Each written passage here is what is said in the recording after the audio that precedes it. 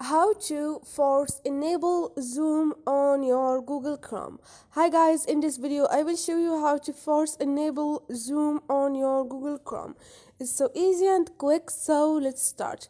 First thing, go to your Google and click on those 3 points up there. Now click on setting and scroll down, click on accessibility.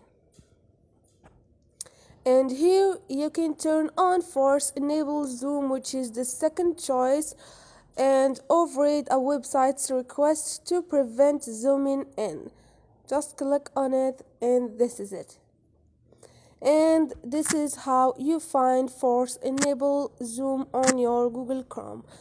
And this is it guys. Hope this video was helpful to you, and if you like the video or if it was helpful, don't forget to subscribe and help with like.